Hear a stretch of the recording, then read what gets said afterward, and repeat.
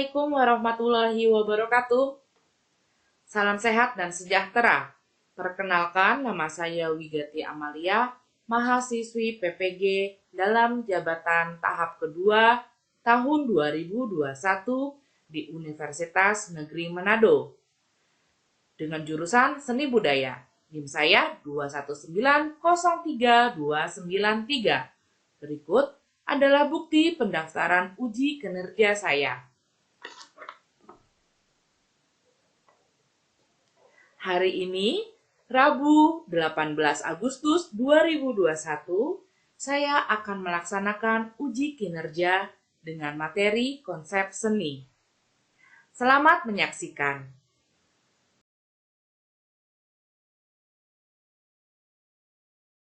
Bismillahirrahmanirrahim. Assalamualaikum warahmatullahi wabarakatuh.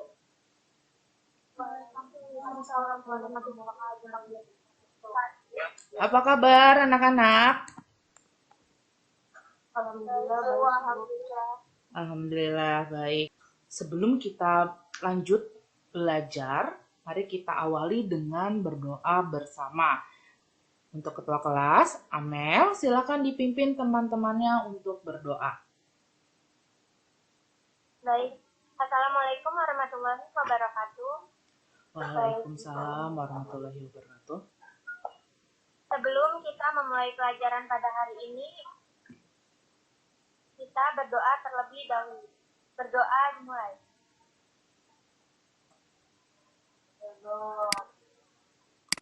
Terima kasih. Sama-sama Amel, terima kasih kembali. Selanjutnya setelah kita berdoa, sebelum kita melanjutkan pelajaran, kita akan menyanyikan lagu Indonesia Raya atau lagu kebangsaan. Pada seluruh siswa-siswi Ibu, silakan untuk berdiri sejenak.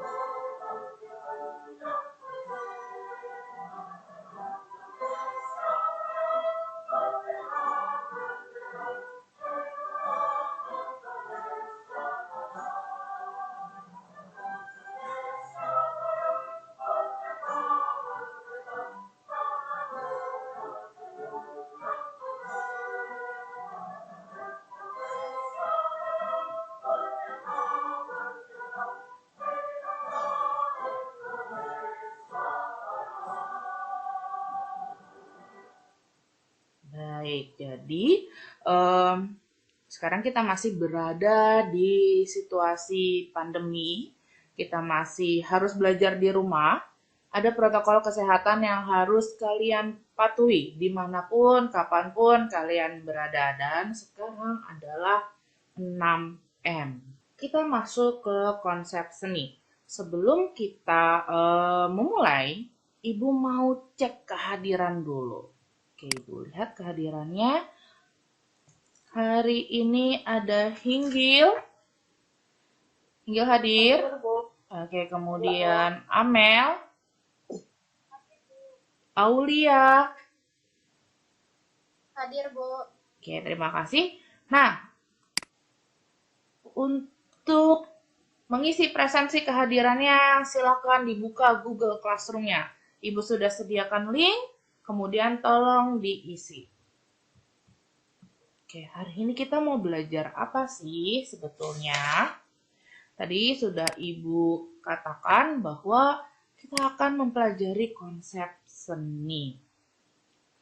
Nah, apa yang akan kita pelajari di dalam konsep seni itu? Pertama adalah nanti kalian diharapkan mampu mengkategorikan seni tradisional berdasarkan medianya. Jadi kita akan melihat beberapa kesenian tradisional dan kalian bisa mengetahui atau kalian bisa mengkategorikan, oh Ibu, kalau seni yang ini masuknya ke media audio, yang ini ada visual, yang ini ada audio visual. Nah, apa itu audio visual dan audio visual? Nanti kita akan belajar. Kemudian, siswa mampu menyimpulkan jenis seni tradisional berdasarkan fungsi dan nilainya. Oke, ini tujuannya. Nanti setelah memahami media seni, kalian mampu mengkategorikan kesenian tradisional berdasarkan medianya. Lalu setelah mempelajari sifat, fungsi, dan nilai seni, kalian mampu memaparkan hasil kesimpulan dan analisis video dokumenter tentang seni tradisional dengan benar.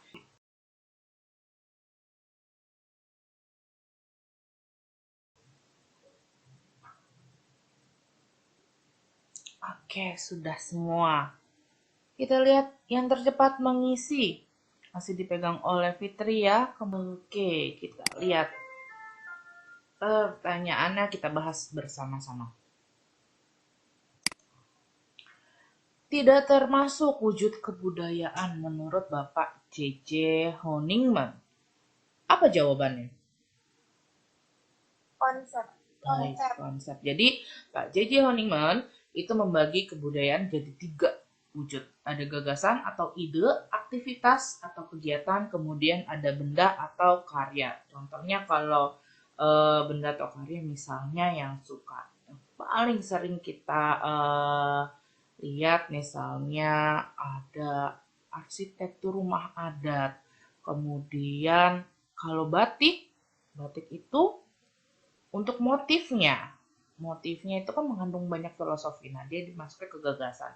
Kemudian kalau aktivitas misalnya tari tradisional atau upacara gitu. Gagasan ada lagi kayak misalnya peraturan adat. Nah, itu masuknya gagasan. Oke, betul. Jawabannya adalah konsep. Kita akan membicarakan ini nih, konsep seni. Konsep seni adalah berbagai hal-hal abstrak, konseptual, atau maksudnya itu teori yang menyelubungi ide, perancangan, dan pembentukan seni secara umum. Sebetulnya apa sih hubungan dengan pelajaran kemarin? Kemarin kita belajar konsep apa? Sebelum konsep seni kita belajar konsep, betul. Sebelum kita belajar konsep seni minggu kemarin itu kita belajar konsep budaya. Kalau kita lihat nih, kalau di Jakarta kebudayaan apa sih yang terkenal menurut kalian? Ondel. Oke, ondel-ondel. Nah, kalau kita melihat ondel-ondel adalah salah satu bentuk kesenian tradisi di Betawi. Nah, apakah ondel-ondel itu bentuknya menarik dan indah? Cukup menarik. Cukup menarik ya, cuman memang ukurannya besar, kadang menakutkan. Nah, ondel-ondel kenapa sih bentuknya kok ada yang serem gitu? Tapi sebetulnya bagus ya, karena dia warna-warni dan sebagainya. Nah, karena si ondel-ondel ini punya filosofi. Nanti akan dianalisis oleh kalian. Nah, hubungannya apa kebudayaan dan seni? Jadi kalau kita lihat, seni adalah bagian atau unsur dari kebudayaan. Jadi kalau kita lihat nih, menurut Pak Kuncharaningrat ada 7 unsur kebudayaan, yaitu ada pertama sistem religi. Dari dulu tuh sudah ada sistem religi, walaupun mungkin zaman dulu itu erat kaitannya dengan animisme dan dinamisme, tapi religi atau kepercayaan itu adalah bagian dari kebudayaan. Terus kemudian ada sistem organisasi masyarakat, bagaimana misalnya kalau orang Betawi itu senang bersilaturahmi. Nah, pengertian seni. Seni adalah segala kegiatan manusia yang bertujuan mengkomunikasikan pengalaman batin kepada orang lain, serta diwujudkan dalam tata susunan yang indah dan menarik sehingga dapat menimbulkan kesan yang menyenangkan dan memuaskan bagi yang menghayatinya. Pengertian seni menurut salah seorang ahli. Ada yang bisa sampaikan ke Ibu? Saya, Bu. Oke, Amel. Silakan, Amel. Pengertian seni menurut Aristoteles adalah seni menurut artis, bentuk yang pengungkapannya dan penampilannya tidak pernah menyimpang dari kenyataan, dan seni itu adalah meniru alam. Oke, terima kasih Amel. Jadi, kalau kita lihat di sini, tadi seni tercipta berdasarkan bentuk konkret atau wujud nyatanya dan berbagai hal-hal pembentuk lainnya seperti sifat, fungsi, bentuk, struktur, dan bahkan pengertian seninya itu sendiri.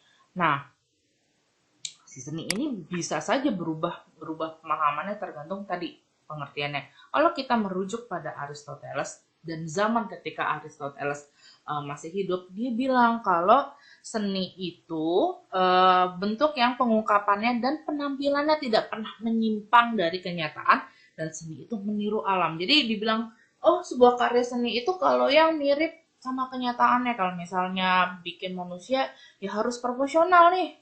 Seperti ini, manusia harus ideal bentuk badannya, terus kemudian kalau mau menggambar alam, ya alam itu ya indah kayak gitu. Tapi seiring bergeraknya zaman, berubahnya zaman, gaya atau aliran seni itu semakin beragam.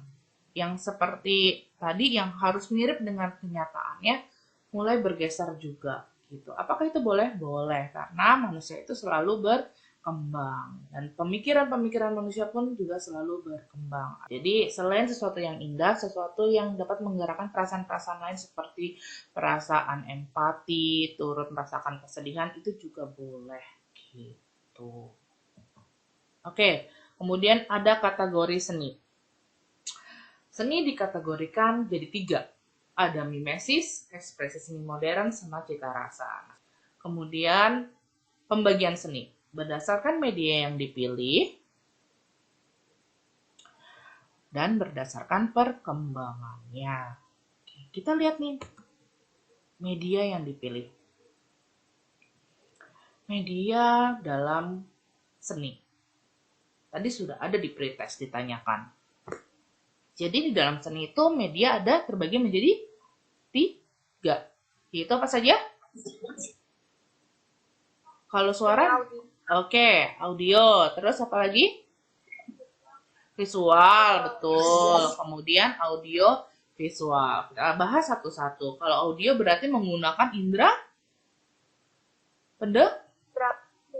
pendengaran. Audio itu artinya suara.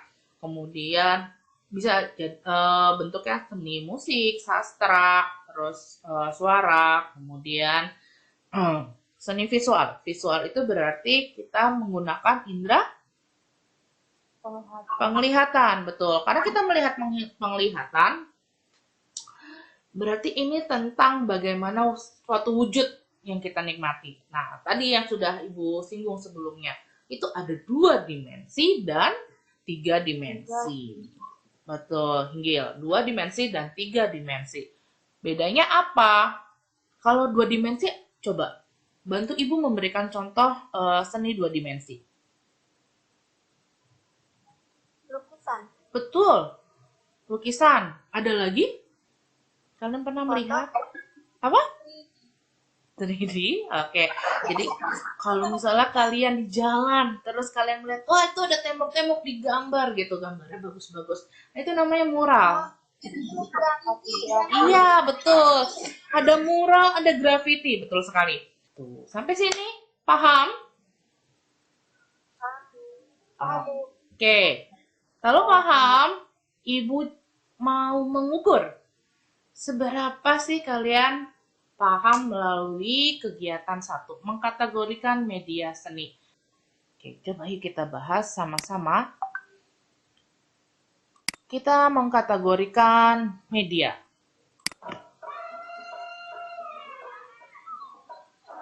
Oke, apa saja pilihannya? Ada bahasa, pertunjukan reok, tari tradisional, patung asmat, terus kemudian lagu daerah, arsitektur rumah adat, kemudian ada batik. Batik ya, bukan motif batik. Oke, batiknya. Bahasa. Apakah bahasa bisa dilihat? Didengar. Didengar. Didengar. Masukin ke berarti audio.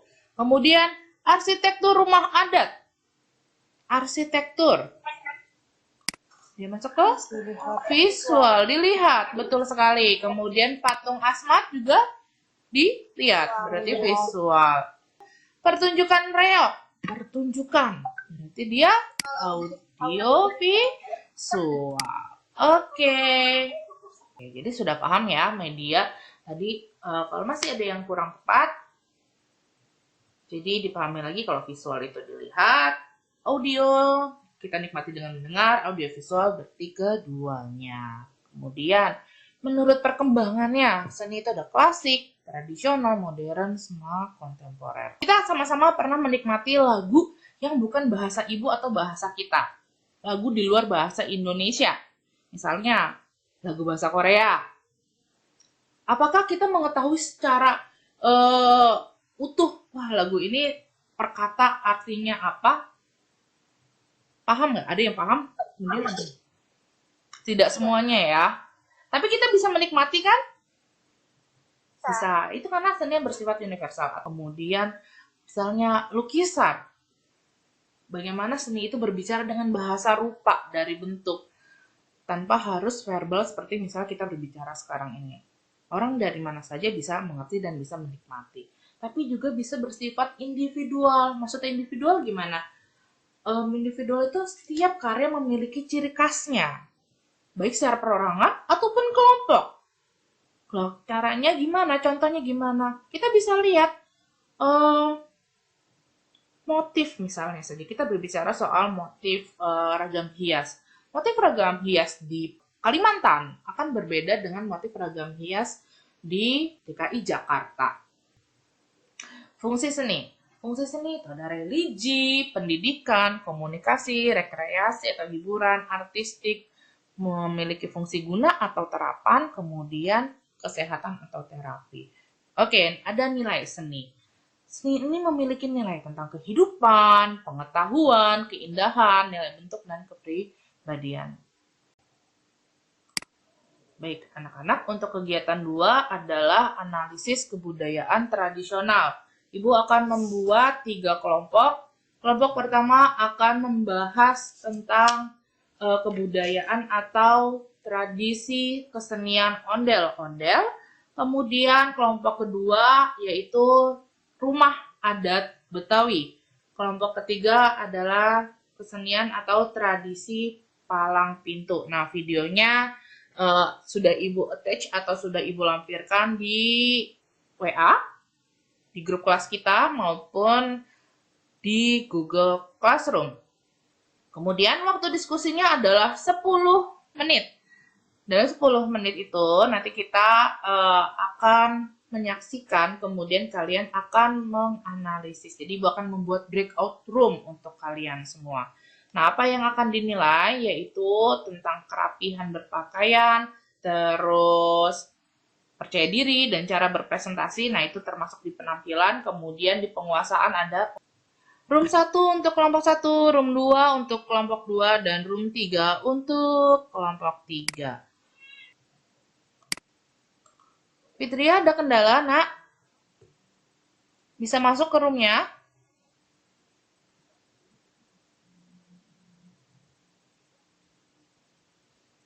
Bisa masuk? Oke. Jadi semuanya sudah masuk ke dalam room.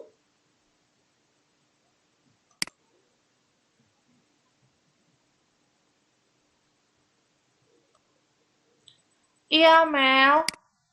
Bisa Ibu bantu, nak?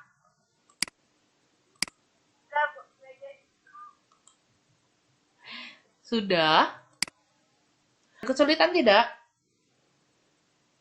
Ya, Bu. Bu, nanti presentasinya kan kelompok kita ada 10 slide, tapi kan satunya itu cuma judul. Berarti ada 9 totalnya yang ada tulisannya. Itu Mm-mm. dibaca semua gantian atau yang analisisnya aja yang paling bawah?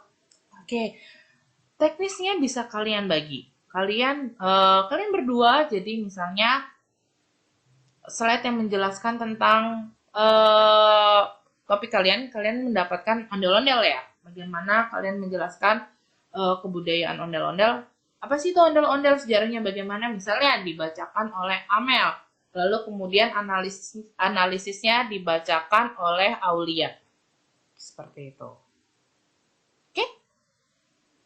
Oke, Bu. Terima kasih. Sama-sama, Ibu leave room dan akan lihat kelompok selanjutnya. Ya, Bu.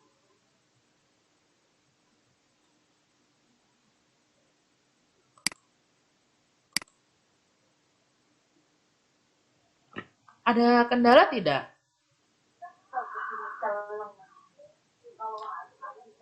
Kalian boleh mencari literatur atau kalian boleh mencari informasi sebanyak-banyaknya selama 10 menit ini. Yang kalian analisis adalah apa? Rumah adat Betawi. Oke, rumah adat Betawi. Silakan. Rumah adat Betawi seperti apa? Kemudian apa saja sih yang ada di rumah Betawi itu? Bagaimana pembagian bangunannya? Apakah filosofi yang terdapat di bangunan Betawi tersebut? Silakan kalian cari. Kemudian karena kalian bisa analisis sifat, fungsi, dan nilai seni yang ada pada bangunan rumah adat Betawi. Gitu. Tidak ada kendala, Ibu akan cek ke room sebelah. Anak-anak, selamat berdiskusi.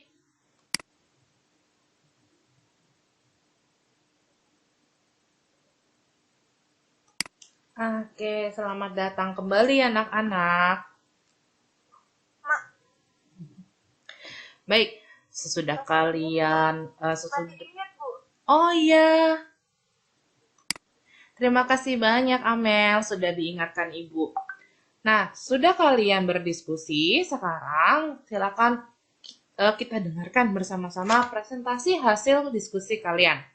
Kelompok yang pertama boleh kelompok 2. Silakan kelompok 2 untuk di-share screen dan dibacakan hasil diskusinya. Kelompok 2 adalah Indah, Fitria, dan Ilya. Sudah siap, Nak? Sebentar, Bu. Ibu, ini saya mau share screen pakai laptop, tapi saya masih ke Zoom dulu ya, Bu. Oh, boleh, baik. Silakan. Sambil menunggu kita kelompok 1. Kita tukar di kelompok 1. Amel bisa? Amel dan Aulia? Baik, silakan. Baik. Assalamualaikum warahmatullahi wabarakatuh. Waalaikumsalam warahmatullahi wabarakatuh. Saya dari kelompok 1 akan membacakan presentasi tentang kesenian ondel-ondel. Ondel-ondel merupakan kesenian boneka yang konon sudah ada sejak zaman pra-Islam di Pulau Jawa, selalu dikaitkan dengan dunia magis.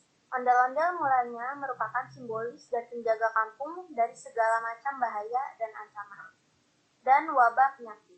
Karena itulah mengapa wajah ondel-ondel dibuat begitu menyeramkan. Fungsi ondel-ondel di masa sekarang. Di masa ini, ondel-ondel biasanya digunakan untuk menambah semarak pesta-pesta rakyat atau untuk menyambut tamu terhormat. Analisis kesenian ondel-ondel berdasarkan sifat dan nilai seni. 1. Sifat seni dalam kesenian tradisional ondel-ondel telah kami analisis. Pada kesenian tradisional ondel-ondel, menurut kami kesenian ini memiliki sifat kreatif dan abadi, karena jika dilihat sejarahnya, ondel-ondel merupakan tradisi yang sudah turun-menurun dan berusia tua. Berkembangnya ondel-ondel mengalami pergeseran fungsi dari yang memiliki unsur magis menjadi bagian dari ini. Ukuran ondel-ondel pun berbagai macam, karena itu meskipun ondel-ondel memiliki pasti dilanjut dengan Amelia. 3. Nilai seni dalam kesenian tradisional ondel-ondel. Nilai seni yang terdapat pada karya kesenian ondel-ondel menurut kami antara lain: pertama, nilai kehidupan.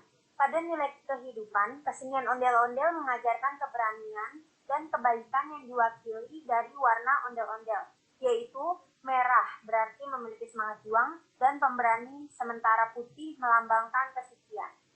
Nilai keindahan dapat dilihat dari berbagai hiasan yang dipasang pada ondel-ondel sehingga menarik. Sekian presentasi dari kami berdua, kurang lebihnya kami minta maaf. Wassalamualaikum warahmatullahi wabarakatuh. Waalaikumsalam warahmatullahi wabarakatuh. Baik, terima kasih kelompok 1. Kita beri applause dulu. Baik, kelompok yang lain sesudah mendengarkan penjelasan dari kelompok 1. Kesenian tradisional yang diangkat adalah kesenian ondel-ondel. Ada yang ingin menambahkan dari dulu dan sekarang kesenian ondel-ondel ternyata sudah memiliki fungsi yang bergeser. Kalau zaman dulu tadi apa anak-anak? Sebelumnya, kalau zaman dulu ondel-ondel fungsinya bukan Penolak bala. Iya, terima kasih Tifa. Jadi zaman dulu itu sebagai penolak bala. Nah, sekarang sebagai hiburan. Baik, terima kasih kelompok 1. Selanjutnya, kelompok 2, apakah sudah siap? Sudah. Baik. Oke Indah, silakan di share screen, Nak. Apa sudah terlihat, Bu? Sudah terlihat Indah, terima kasih. Silakan.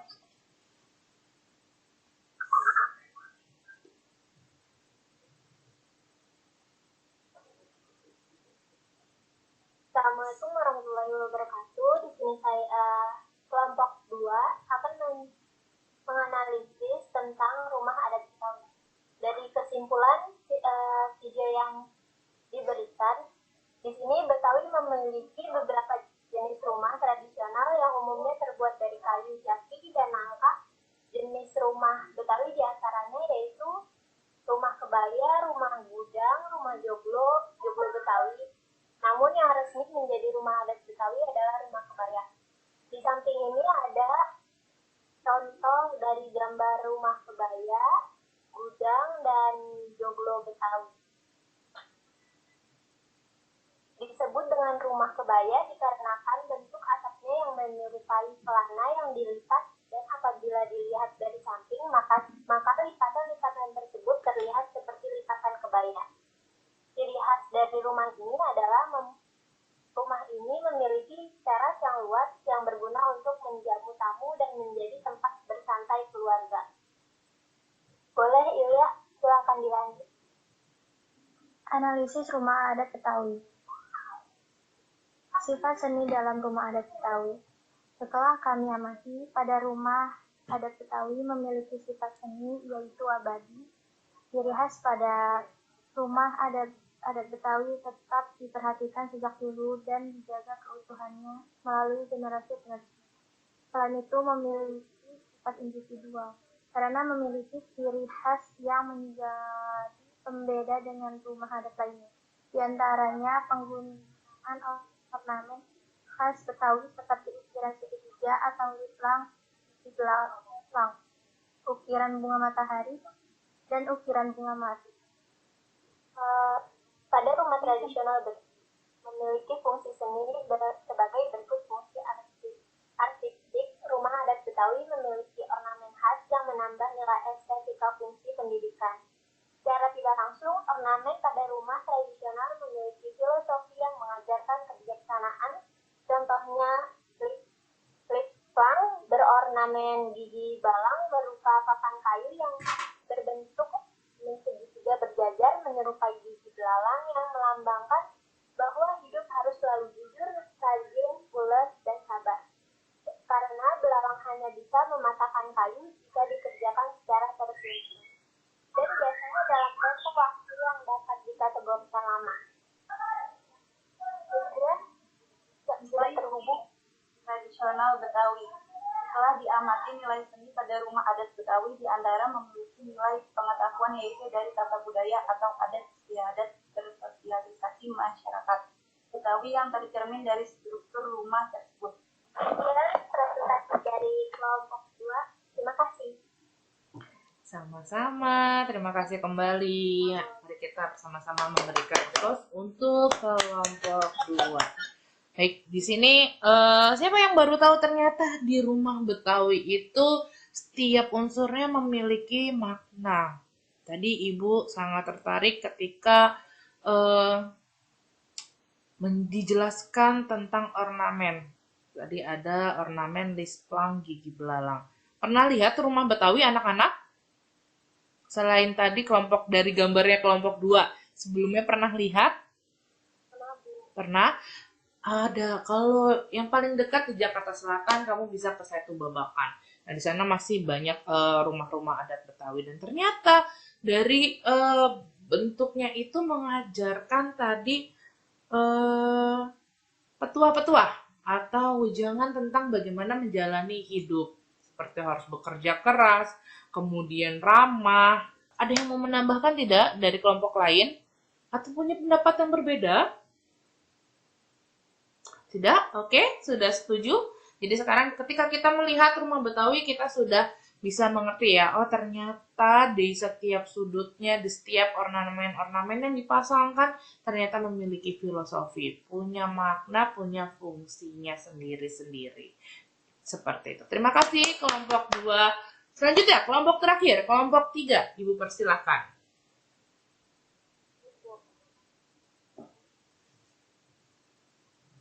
Silakan.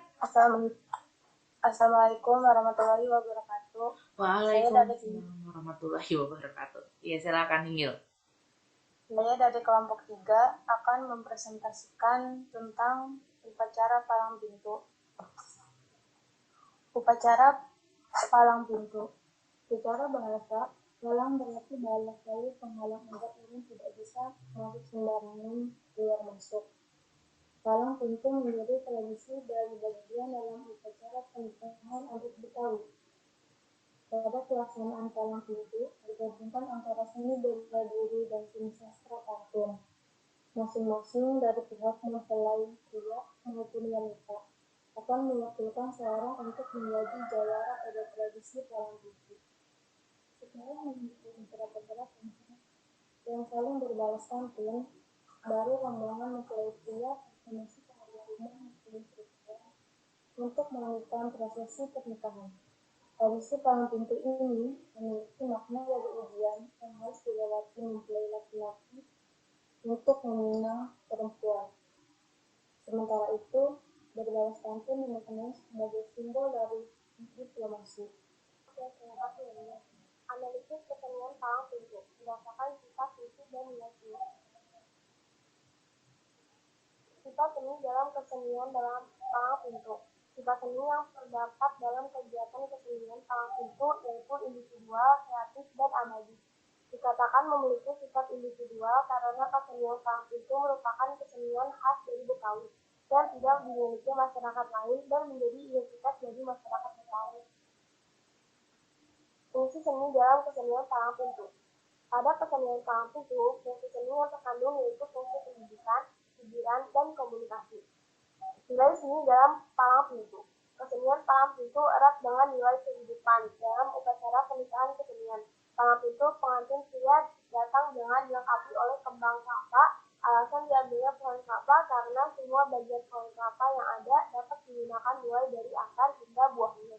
Sehingga dengan adanya kembang kelapa tersebut bertujuan agar ketika sudah menjadi kepala rumah tangga yang sah dapat berguna dari segala hal baik keluarga maupun di masyarakat. Sekian, terima kasih dari kelompok 3. Terima kasih kembali Tifa dan Hinggil. Terima kasih. Baik. Siapa yang sudah pernah menghadiri pernikahan dari pasangan Betawi dan melihat atraksi palang pintu? Sudah ada yang pernah lihat? Saya pernah, ya pernah. Ada ya, berarti ada.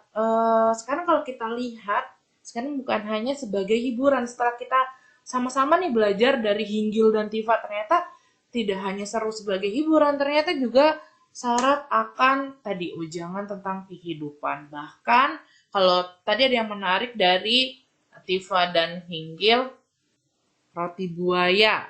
Nah, siapa yang pernah lihat roti buaya? Ternyata roti buaya juga ada filosofinya ya Mela. Jadi sekarang kalau lihat roti buaya bukan hanya sekedar bagian kuliner Betawi, tapi ternyata ada filosofinya. Tadi filosofinya apa kalau roti buaya? Kenapa binatangnya buaya ya? Kenapa enggak angsa gitu? Kenapa tadi? Ada yang masih ingat? Ya, Tifa? Siap menikah dan setia selamanya. Bagaimana? Siap menikah dan setia selamanya. Oh, oke. Setia selamanya. Oke, ternyata kenapa dipilih buaya? Karena buaya itu adalah lambang setia. Jadi kalau sudah pasangannya meninggal, dia akan tetap, walaupun meninggal, dia akan tetap setia. Jadi kalau tadi palang pintu sifatnya ada kreatif dan abadi. Kreatif itu karena ada atraksi pantun, berbalas pantun, kemudian abadi. Abadi karena ini merupakan adat istiadat yang turun-temurun. Kemudian fungsinya ada pendidikan, ada hiburan, ada komunikasi. Oke, bagaimana untuk kelompok lain? Ada yang ingin menambahkan? Ada yang ingin menambahkan? Tidak? Setuju? Banyak hal baru yang kalian ketahui dari diskusi ini? Iya. Oke, baik. Terima kasih kelompok terakhir, kelompok 3.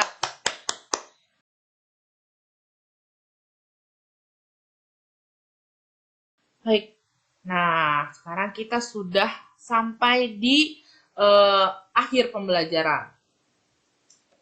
Ibu akan berikan kesimpulan bahwa hari ini kita belajar bahwa seni dan tradisi adalah bagian dari kebudayaan. Kebudayaan itu ada erat kaitannya dengan seni, kesenian gitu.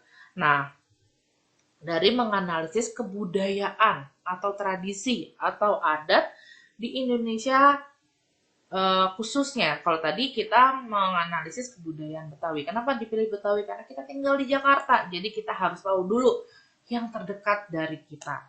Kita dapat melihat ternyata ada sifat-sifat, ada fungsi-fungsi, dan ada nilai seni yang terkandung pada kebudayaan tersebut.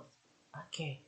Nah, sebagai penutup, di sini ada sebuah quote atau kalimat dari Leonardo da Vinci.